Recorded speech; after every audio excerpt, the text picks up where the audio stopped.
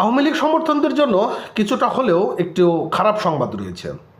হঠাৎ করেই টিলুপ সিদ্দিকী তিনি তার ভেরিফাইড ফেসবুক পেজে পোস্ট করেছেন, খালামণি খুবই অসুস্থ, সবাই দোয়া করবেন। এরকম একটি পোস্ট করার পর নড়ে চড়ে বসেছে আওয়ামী লীগ নেতাকর্মীদের মধ্যে। আসলে শেখ হাসিনা হঠাৎ করে কী এমন অসুস্থ হলো? দেখুন, গুঞ্জন ছিল যে শেখ হাসিনা নাকি ক্যান্সারে আক্রান্ত হয়েছেন। তিনি ক্ষমতা থাকা অবস্থাতেই এরকম একটি গুঞ্জন উঠেছিল।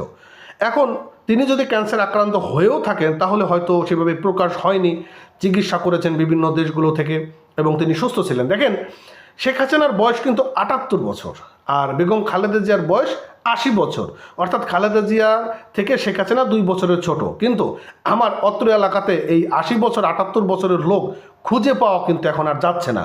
কিন্তু অশেষ করুণার কৃপায় এই বেগম খালেদা জিয়া এবং শেখ হাসিনা এখনও পর্যন্ত বেঁচে আছেন। তো তারা বিভিন্ন রোগে আক্রান্ত হবেন এই বয়সে, এটাই কিন্তু স্বাভাবিক।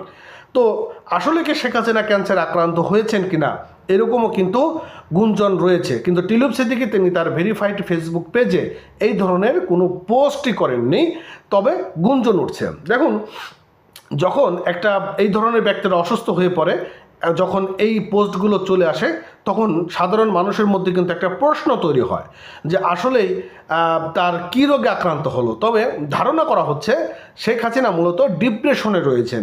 তিনি ডিপ্রেশনের জায়গা থেকে অনেকটা অসুস্থ ভোগ করছেন। কেননা ক্ষমতা থাকা অবস্থায় যখন কেউ ক্ষমতাচ্যুত হয়ে যায়, ধরুন আপনি একটা কোম্পানিতে চাকরি করেন বা একটা সরকারি চাকরি করেন, সেখান থেকে হঠাৎ করেই আপনার চাকরি থেকে বের করে দিল, তাহলে আপনার অবস্থাটা কি হতে পারে? আর একটা রাষ্ট্রের সবথেকে বড় দায়িত্বশীল জায়গা, প্রধানমন্ত্রিত্ব জায়গা, সেই জায়গা থেকে তার ক্ষমতাচ্যুত হতে হয়েছে, তার মানে তার অবস্থানটা কি হতে পারে?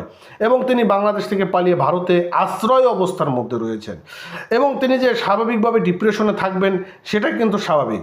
আর বিভিন্ন গণমাধ্যমগুলো থেকে বিভিন্ন ধরনের রিপোর্ট আসে, যেমন বলা হয় যে শেখ হাসিনার এখন যোগাযোগ ব্যবস্থাটা বন্ধ করে দিয়েছে, অনেকে বলে যে শেখ হাসিনা আগের মতন চিকিৎসা পাচ্ছে না। তো আসলে যোগাযোগ মাধ্যমও বন্ধ করেনি, চিকিৎসা বন্ধ করেনি, তবে বলা হয় যে এর মধ্যেই নাকি শেখ হাসিনাকে ভারত থেকে সিঙ্গাপুরে নিয়ে যাওয়া হয়েছিল একটা চিকিৎসার জন্য, এরকম একটি গুঞ্জন রয়েছে। কিন্তু বাস্তব কিনা বা এর পিছনে আসলে কি কলকাঠি সেটাও আমরা জানি না।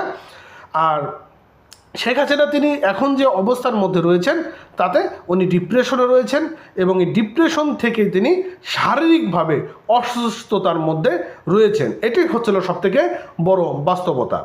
আর এখন যে তিনি অবস্থায় রয়েছেন, আগামী দিনে তিনি হয়তো অপেক্ষায় রয়েছেন এবং তার একটা মনের মধ্যে একটা শক্তি তিনি হয়তো সঞ্চার করছেন যে আগামী দিনে যদি কোনো দিন আওয়ামী লীগ ক্ষমতায় আসে তবে এই ইউনূস, হাসনাত, সার্জিস বা জামাত বিএনপির মধ্যে যারা রয়েছেন তাদেরকে একটা বেশ ভালোই পাইনেট করতে হবে। এর জন্য হয়তো তিনি বারবার আল্লাহর কাছে দোয়া চাচ্ছেন, আল্লাহ আমাকে বাঁচায় রাখো, আমি যেন দেশে ফিরতে পারি, আমি যেন আবার ক্ষমতা যেতে পারি, এদেরকে এমন শিক্ষা দেব সেই শিক্ষা যেন আর কোনো দিন এরা ভুলতে না পারে। হয়তো তিনি সেই মনের বলেই হয়তো এখনও পর্যন্ত টিকে আছেন। তো যাক, ভালো থাকেন আর পরবর্তী আপডেট পেতে আমাদের চ্যানেলটি সাবস্ক্রাইব করতে ভুলবেন না। Thank you.